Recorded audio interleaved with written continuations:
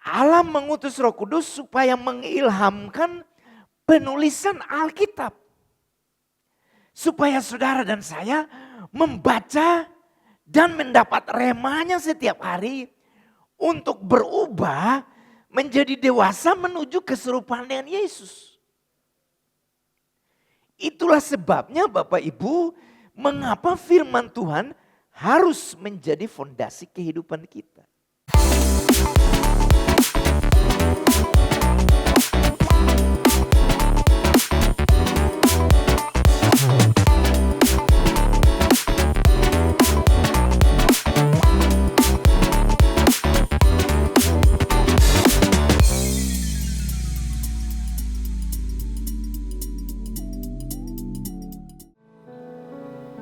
Haleluya, terima kasih buat kehadiran-Mu di tengah kami Tuhan.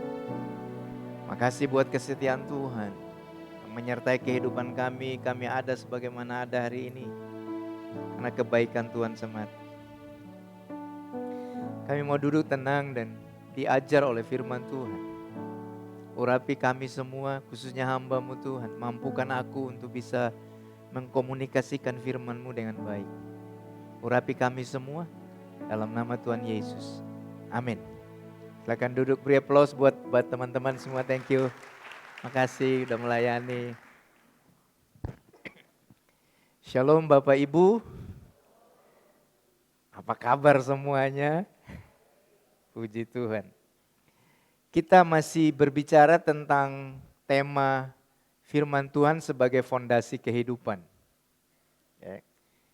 Nah, pagi hari ini saya mengajak kita untuk belajar. Saya mencoba untuk membagikannya dari aspek yang sedikit berbeda. Dengan mengajukan pertanyaan, mengapa firman Tuhan harus menjadi fondasi kehidupan saudara dan saya? Kita mulai membaca dari kitab Kejadian. Bacaan yang pertama Kejadian pasal 2 ayat 7-8. Ketika itulah Tuhan Allah membentuk manusia itu dari debu tanah dan menghembuskan nafas hidup ke dalam hidungnya. Demikianlah manusia itu menjadi makhluk yang hidup. Selanjutnya Tuhan Allah membuat taman di Eden. Di sebelah timur, disitulah ditempatkannya manusia yang dibentuknya itu. Kejadian pasal 3 ayat 8, kemudian 22-24. Ketika mereka mendengar bunyi langkah Tuhan Allah yang berjalan-jalan dalam taman itu pada waktu hari sejuk.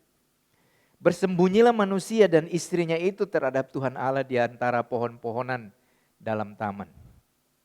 Berfirman Tuhan Allah, sesungguhnya manusia itu telah menjadi seperti salah satu dari kita.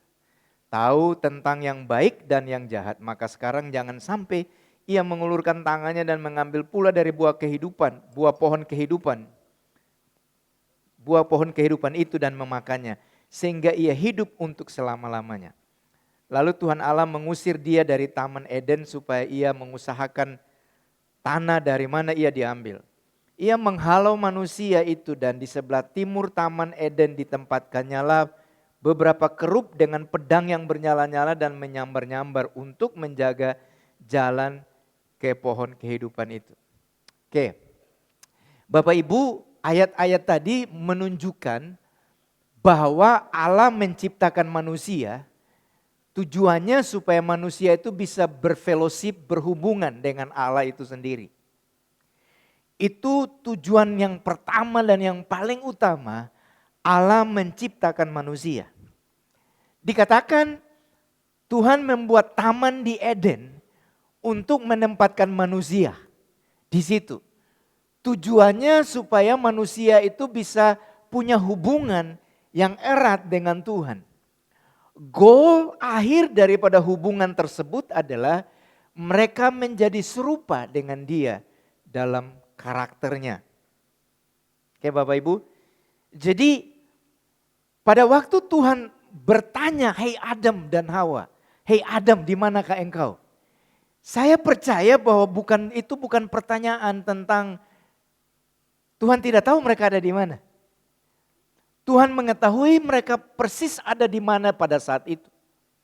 Tetapi Tuhan bertanya, "Di manakah engkau?" Sebenarnya pertanyaan itu ditujukan kepada tempat di mana mereka berfellowship dengan Tuhan. Saya ambil contoh, kalau kita di Ambon, saya berjanji dengan Bapak Lewi setiap hari ketemu di Yoas. Pas di Yoas yang lama maksud saya. Pas di satu sudut, setiap hari itu sudah jadi rutin.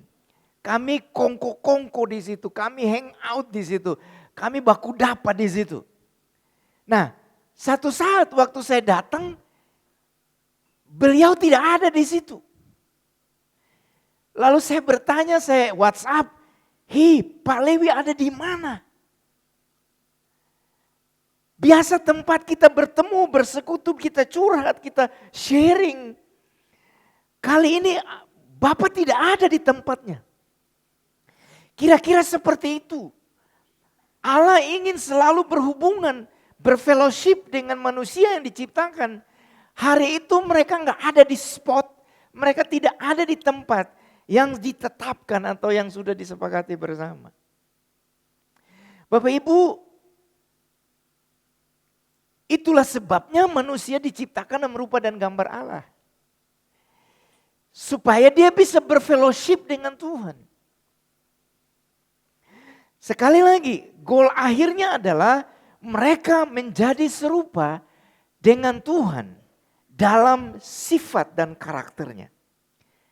Itulah sebabnya kalau kita percaya definisi keselamatan, saya percaya definisi keselamatan seperti ini. Keselamatan adalah cara Allah mengembalikan manusia kepada rencananya semula. Apa itu? Yaitu menjadi serupa dengan Dia. Oke. Nah, manusia diberi selain bersekutu dengan Tuhan, manusia diberi mandat yang disebut mandat budaya. Dia memenuhi bumi, mengusahakan bumi, memerintah di atas bumi. Itu tugas dan tanggung jawab yang diberikan. Nah, kita lupakan sebentar Kejadian pasal yang ketiga. Mari kita fokus kepada Kejadian pasal 1 dan 2. Kejadian pasal 1 dan 2 itu rencana Tuhan. Bahkan saya berani katakan gini, itu seolah-olah sepotong surga yang ada di bumi. Sepotong surga yang Allah ciptakan dan dia berfellowship dengan manusia di bumi. Oke. Jadi kalau ada orang meninggal Bapak Ibu, biasanya bilang dia kembali ke surga. Sebenarnya statement itu kurang tepat. Asal manusia bukan dari surga. Halo? Manusia tidak berasal dari surga. Manusia diciptakan di bumi. Memerintah di bumi. Hidup fellowship dengan Allah di bumi. Nah, pasal 3, manusia memilih untuk memberontak kepada Tuhan. Dengan demikian mereka berdosa kepada Tuhan. Disitulah misi penyelamatan Allah dimulai. Dimulai dengan apa? Ada banyak simbol-simbol yang Bapak Ibu dan saya baca di dalam kitab Perjanjian Lama. Yang pertama sekali adalah pembuatan penutup aurat melalui kulit binatang. Itu memberikan bayangan tentang apa yang akan terjadi melalui pengorbanan Tuhan Yesus di kemudian hari. Kemudian kita lihat setelah itu ada korban binatang seterusnya. Kemudian tibalah Tuhan memerintah kepada Musa untuk membuat tabernakel. Di tabernakel itulah tiap kali manusia atau umat Tuhan berdosa, mereka harus mengorbankan binatang dan lain sebagainya. Sampai kepada kitab Maliaki, antara Maliaki dan Matius, tiba-tiba Allah terobos masuk dalam ruang dan waktu yang kita sebut peristiwa inkarnasi Allah menjadi manusia. Oke. Nah, sejak inkarnasi Allah menjadi manusia, semua peristiwa penting kehidupan Tuhan Yesus itu merupakan mata rantai yang tidak bisa dipisahkan satu dengan yang lain.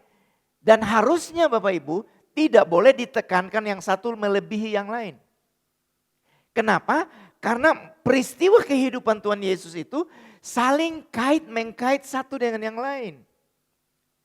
Sayangnya saya tidak tahu di titik mana dalam perjalanan sejarah gereja terjadi penekanan berlebihan antara kelahiran dan kematian dibanding dengan yang lain. Ya toh? Bapak Ibu ada enggak ya? Halo hore, ini kenaikan Tuhan Yesus, mari kita bikin bersih rumah. Mereka ketemu beli baju baru, bikin kue nat. Saya nggak ada. Yang heboh tuh apa? Kelahiran dan kematian. Padahal harusnya Bapak Ibu, kita melihatnya itu adalah satu mata rantai yang tidak bisa dipisahkan. Kenapa? Karena kalau satu tidak ada, yang lain tidak mungkin ada.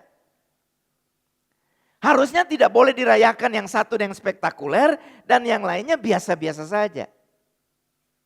Kelahiran dan kematian Tuhan Yesus tidak lebih signifikan dari kebangkitan, kenaikan, dan kedatangan Yesus yang kedua. Baru saja kita rayakan hari kenaikan Tuhan Yesus. Ada satu perkataan yang penting di situ. Tuhan Yesus berkata begini, aku tidak akan meninggalkan kamu yatim piatu. Pertanyaannya, mengapa? Mengapa Yesus tidak tinggalkan?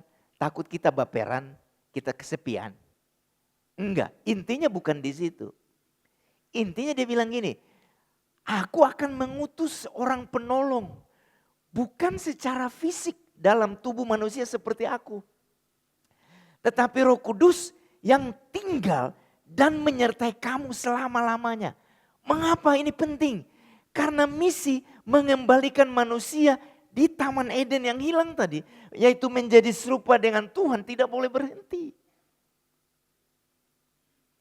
Misi menguasai bumi dan memerintah bersama Allah tidak boleh berhenti setelah Tuhan Yesus pergi meninggalkan para murid dan umat Tuhan. Mata rantai proses mengembalikan manusia kepada rancangan Allah semula yaitu menjadi serupa dengan Tuhan Yesus, dengan Tuhan. Tidak boleh terputus Bapak Ibu. Oke. Itulah sebabnya Allah mengutus Roh Kudus. Tujuannya apa? Nah sedikit sekali disinggung, lebih banyak disinggung Roh Kudus akan menginsafkan dunia akan dosanya. Roh Kudus akan menyertai kamu senantiasa sampai selama-lamanya dan seterusnya. Itu benar, tapi ada satu aspek yang penting ya Bapak Ibu. Kalau kita lagi berbicara tentang firman sebagai fondasi kehidupan. Allah mengutus Roh Kudus supaya mengilhamkan penulisan Alkitab. Supaya saudara dan saya membaca dan mendapat remanya setiap hari untuk berubah menjadi dewasa menuju keserupaan dengan Yesus. Itulah sebabnya Bapak Ibu, mengapa firman Tuhan harus menjadi fondasi kehidupan kita. Apa maksudnya? Maksudnya adalah firman Tuhan akan memproses saudara dan saya menuju keserupaan dengan Tuhan Yesus. Hanya firman Tuhan. Bukan khotbah orang lain. Bukan pengalaman orang lain. Bukan pengalaman saudara dan saya. Tetapi firman Tuhan yang akan mengubah hidup kita jika kita izinkan dia untuk mengubah saudara dan saya. Saya beberapa kali membuat statement ini dan izinkan saya untuk mengatakannya sekali lagi. Sering kita mendengar atau berkata, kamu akan mengetahui kebenaran dan kebenaran akan memerdekakan kamu. Betul ya? Sering kita ucapkan itu. Kebenarannya adalah, kenyataannya adalah kebenaran itu tidak memerdekakan saudara dan saya. Jangan protes dulu. Kebenaran ansih, kebenaran saja semata tidak akan mengubah saudara dan saya. Kapan Alkitab ini dahsyat? Bukan waktu saudara dan saya membacanya. Alkitab ini dahsyat pada waktu saudara dan saya memilih untuk melakukan apa yang dikatakannya. Itulah sebabnya kebenaran itu tidak memerdekakan saudara dan saya. Tapi kebenaran yang diterapkan, yang diaplikasikan dalam kehidupan saudara dan saya. Itulah yang akan memerdekakan saudara dan saya. Itu sebabnya gerakan Bible Everyday yang kita kampanyekan. Itu bukan slogan Bapak Ibu. Tetapi itu pengingat bahwa saudara dan saya perlu berhadapan secara pribadi dengan firman Allah setiap hari. Jadi kalau di Casey cek saudara sudah baca Alkitab. Itu bukan cek kalender baca.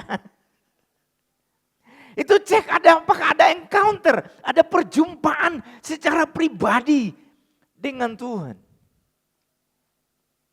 Bapak Ibu, antara kenaikan dan kedatangan yang kedua, itu penantian orang kudus. Itu proses terus berjalan menjadi serupaan. Kita belum sempurna dalam arti tanpa cacat celah. Tetapi kita lagi berproses terus menuju kesempurnaan. Itu sebabnya jatuh bangun proses itu bagian dari biasa. Itu bukan sesuatu yang luar biasa, itu bagian daripada journey perjalanan menuju kedewasaan, menuju keserupaan dan Yesus. Nah, pegangan saudara dan saya satu-satunya untuk menuju keserupaan dan Yesus, antara gap antara kenaikan Tuhan Yesus dan kedatangan yang kedua, tidak ada cara lain selain firman Tuhan. Itulah sebabnya betapa pentingnya Alkitab bagi kehidupan saudara dan saya. Sekali lagi, gerakan Bible Everyday itu adalah bukan slogan, tapi pengingat, penghimbau bahwa betapa pentingnya saudara dan saya tidak ada jalan lain, tidak ada jalan potong, jalan singkat Bapak Ibu. Untuk menuju keserupaan Yesus selain saudara dan saya mengizinkan firman mengubah kita. Sayangnya banyak orang Kristen lebih senang mendengar khotbah, lebih senang mengikuti seminar daripada berhadapan secara pribadi dengan firman Tuhan.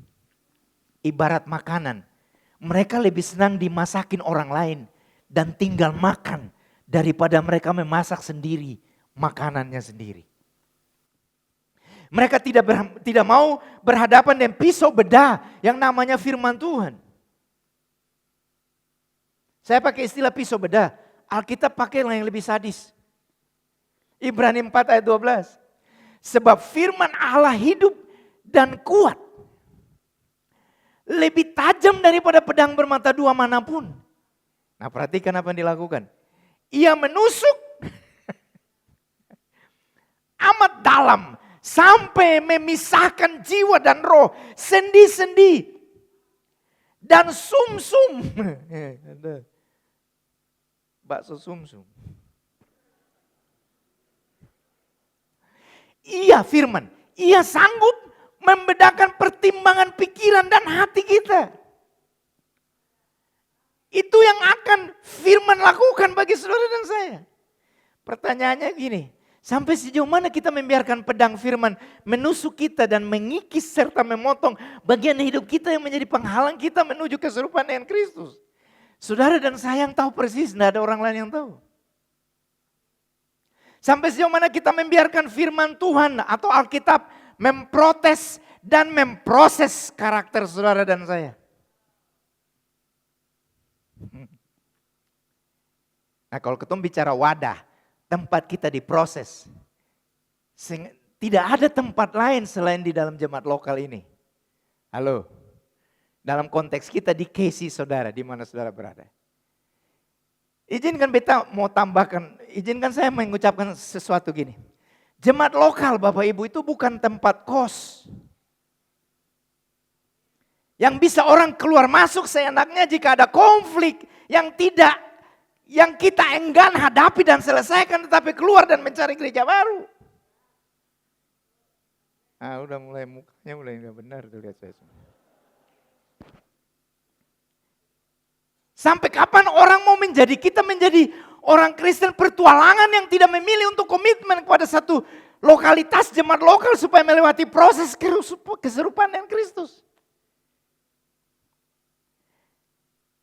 Jika Anda lakukan hal itu sebagai suatu kebiasaan untuk menghindari konflik.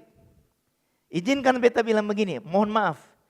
Anda sedang melecehkan bahkan meremehkan sang inisiator dan pencipta gereja lokal yang berkata, aku akan membangun jemaatku dan pintu alam maut tidak dapat mengalahkannya. Kita bukan pemilik gereja lokal Bapak Ibu. Kita hanya penerima benefit atau manfaat berkat dari dan melalui gereja lokal. Gereja yang pembentukannya itu dibayar dengan nyawa Allah sendiri. nyawa anaknya yang tunggal, maka itu saudara dan saya jangan sampai mendegradasi nilainya dengan sikap dan tindakan kita yang egois dan tidak dewasa sama sekali. Karena kita bukan pemilik gereja lokal, jadi jangan suka mengklaim gerejaku, jemaatku. Karena Anda dan saya tidak pernah mati buat gereja. Pemilik sah dari gereja lokal ini adalah, pemilik tunggal adalah Tuhan Yesus Kristus.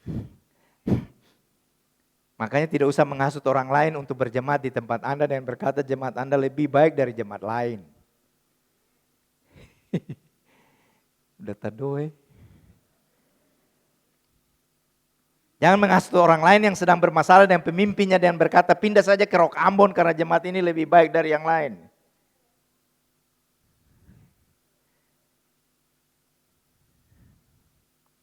Sejatinya tidak ada gereja lokal yang sempurna. Yang ada adalah semua mempunyai kelebihan dan kekurangan masing-masing. Seandainya ada yang paling sempurna di kota Ambon, ia akan menjadi tidak sempurna di saat Rulan Letedara masuk di dalamnya. Karena problemnya bukan apa ada pada gereja lokalnya, tetapi ada pada pribadi saya yang tidak mau hadapi konflik dan selesaikan konflik tersebut. Makanya pindah dari satu tempat ke tempat yang lain. Kabar baiknya gini, Anda meninggalkan gereja lokal saudara karena konflik dan tidak menyelesaikannya. Anda pergi kemanapun Anda tetap membawa masalah itu. Puji Tuhan. Orang Leti bilang gini, stop running, stay committed.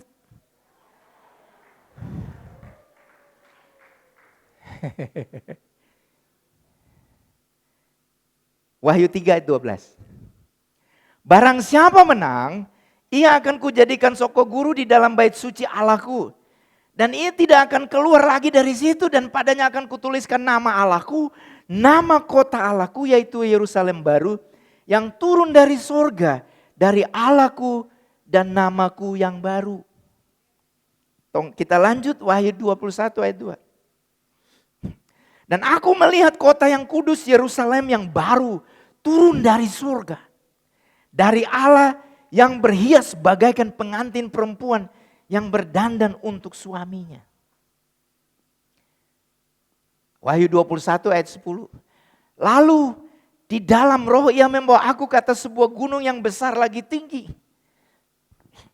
Dan ia menunjukkan kepadaku kota yang kudus itu Yerusalem. Turun dari sorga. Dari Allah. Tadi saya bilang begini Bapak Ibu. Kejadian pasal 1 dan 2. Ada sepotong surga yang ada di bumi waktu itu. Ada surga di bumi, di Taman Eden. Surga itu hilang atau diambil, dilarang untuk manusia masuk ke dalamnya.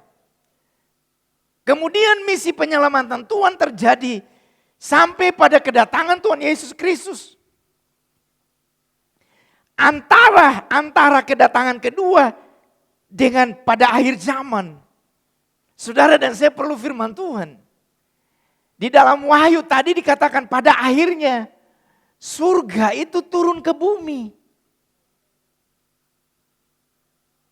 Lihat paralelnya Bapak Ibu.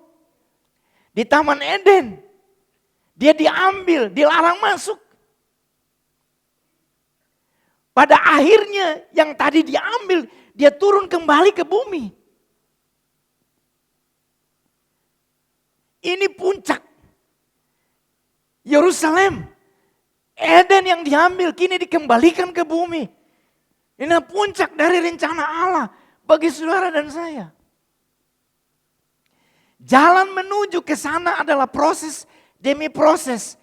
Dan tidak ada fondasi yang lain yang bisa menolong saudara dan saya. Menuju keserupaan yang Yesus menyambut langit baru dan bumi baru, Yerusalem baru, Eden yang baru. Selain daripada firman Tuhan. Nah, sekarang tantangan bagi kita. Tantangan bagi kita adalah ini. Masihkah kita tidak serius dengan pertumbuhan rohani saudara dan saya? Masihkah kita puas dengan kekristenan kita yang tidak berbuah lebat? Masihkah kita baperan? Masihkah kita bersungut, bertanya-tanya, masihkah kita tidak mau fokus dengan kekristenan kita? Sampai kapan kita tidak mengusahakan keselamatan kita dengan takut dan gentar? Firman Tuhan bilang ini, usahakanlah keselamatanmu dengan takut dan gentar. Apa maksudnya itu? Apakah maksudnya saudara dan saya belum selamat? No. Mari kita buat ilustrasi sederhana. Indonesia merdeka. Kemerdekaannya itu mubazir, tidak ada gunanya sama sekali kalau dia tidak mengisi kemerdekaannya dengan pembangunan. Saudara dan saya diselamatkan oleh Tuhan akan mubazir kalau saudara dan saya tidak mengisi keselamatan itu, mengerjakan keselamatan itu dengan takut dan gentar. Sampai kapan saudara dan saya hidup dalam kesuaman, suam-suam kuku dan kekristenan kita? Sampai kapan saudara dan saya berhenti dari kekecewaan kita kepada Allah? Karena mungkin kita tidak diberkati seperti yang kita harapkan. Bapak Ibu, sekali lagi kata penting sebelum Tuhan Yesus naik ke surga. Aku tidak meninggalkan kamu yatim piatu. Aku akan mengutus Roh Kudus. Ini poin pentingnya. Supaya Roh Kudus mengilhamkan penulisan Alkitab.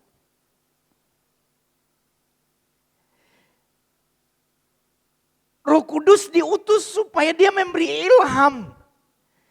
Terjadi penulisan Alkitab ini. Yang diharapkan saudara dan saya jadikan sebagai fondasi kehidupan kita. Menuju keserupaan dengan Yesus. Itulah sebabnya Bapak Ibu mengapa dia harus menjadi fondasi kehidupan kita. Bukan pengalaman orang lain. Bukan apa kata orang. Bahkan bukan apa khotbah orang lain yang dijadikan fondasi. Tetapi firman Allah. Itulah sebabnya kita mau bilang ingatin jemaat Bible every day. Tidak ada kitab di bawah kolong langit ini. Saya ulangi. Tidak ada satu kitab pun di bawah kolong langit ini. Di mana waktu saudara membaca buku kitabnya, saudara berdialog langsung dengan penulisnya. Hanya Alkitab satu-satunya. Yang lain udah mati atau yang lain ada jaraknya jauh. Tapi yang ini pada waktu saudara dan saya membacanya, kita berdialog langsung dengan penulisnya. Kenapa? Karena penulisnya adalah Roh Kudus yang memberi inspirasi, ilham Bapak Ibu. Kepada para penulis sekitar 40 lebih, rentan waktunya 1500 tahun untuk ada di tangan saudara barang ini. Bukan sekejap. Nyawa dikorbankan, nyawa disacrifice, dikorbankan untuk ini datang. Tapi ketong anggap itu biasa saja.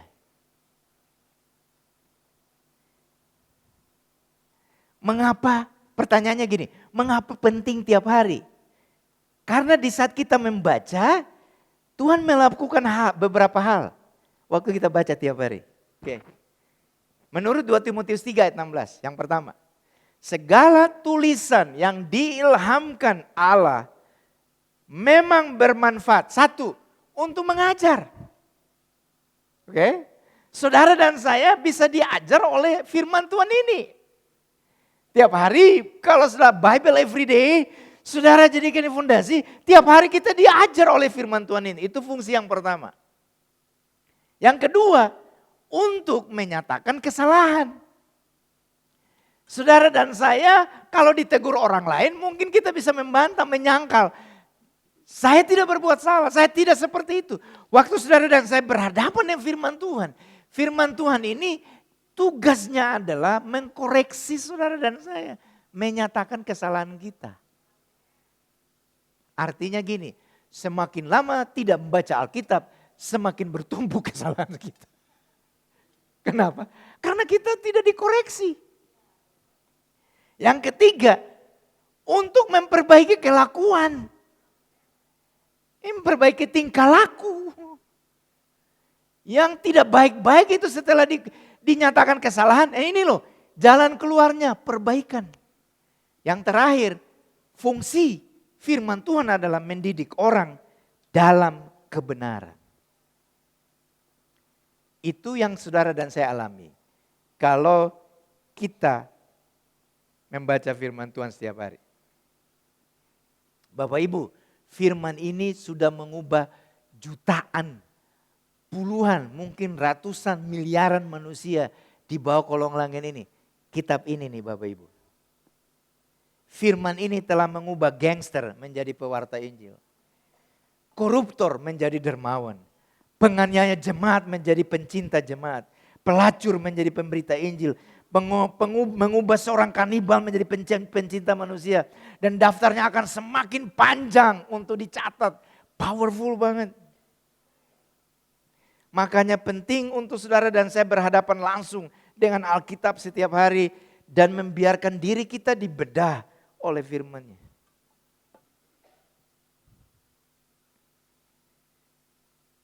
Saya pernah cerita tentang kepala suku di salah satu negara di Amerika Latin. Saya suka cerita itu, boleh saya cerita ulang.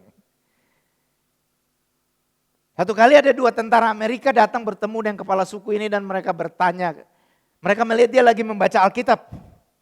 Lalu mereka bertanya, apa yang sedang kamu baca? Dia bilang, Alkitab. Kedua tentara ini mengejek dia dan berkata, wow, kamu masih membaca buku kuno tersebut. Kami di Amerika sudah tinggalkan buku itu, kitab itu. Tidak ada manfaatnya sama sekali. Kepala suku melihat kepada 2 tentara ini dan berkata, untung ada buku ini. Kalau tidak hari ini, kalian berdua ada di sininya.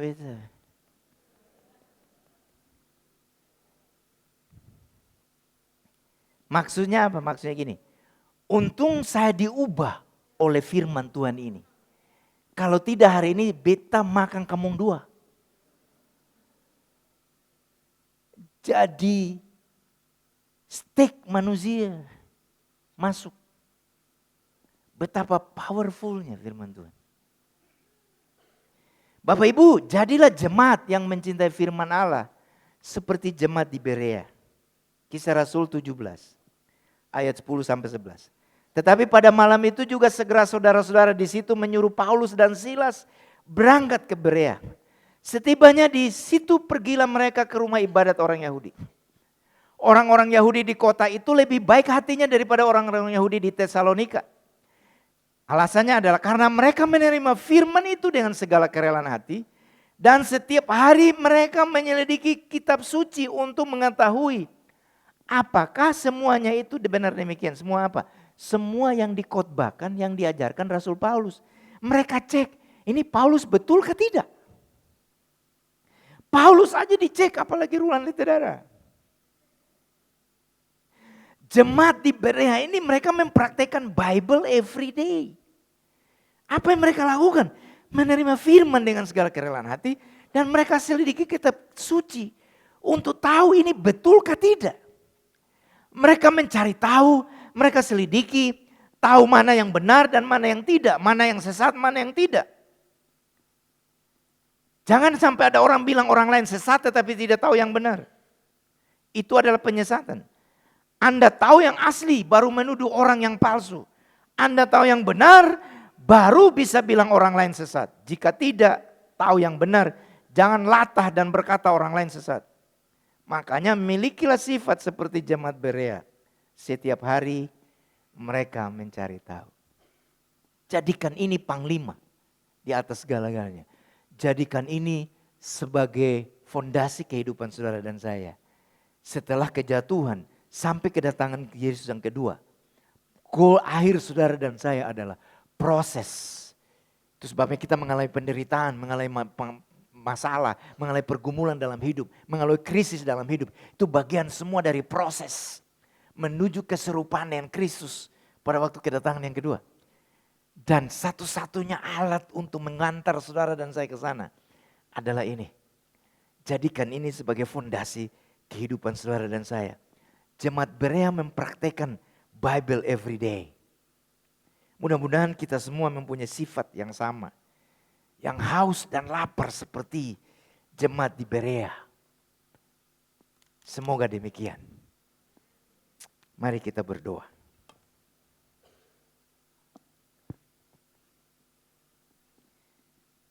betapa pentingnya firman Tuhan dalam kehidupan kami. Tidak ada pegangan lain yang lebih pasti Tuhan. Yang lebih solid, yang lebih kokoh. Selain berpegang kepada firman Tuhan. Ajar kami untuk menjadikan firman-Mu betul-betul satu-satunya fondasi kehidupan kami. Diberkatilah setiap telinga yang mendengar firman-Mu hari ini. Berbahagialah mereka yang memutuskan untuk melakukannya dalam kehidupan mereka sehari-hari. Berdoa buat saudara-saudara kami yang mengikuti ibadah ini secara online. Kiranya Tuhan juga memberkati kehidupan mereka. Siap pergumulan hidup mereka Tuhan yang tahu dan hanya Tuhan yang pasti bisa menjawab mereka. Dan memberi mereka jalan keluar. Mampukan mereka untuk bertahan dalam setiap pergumulan kehidupan. Karena itu adalah bagian dari proses menuju keserupaan dengan Kristus.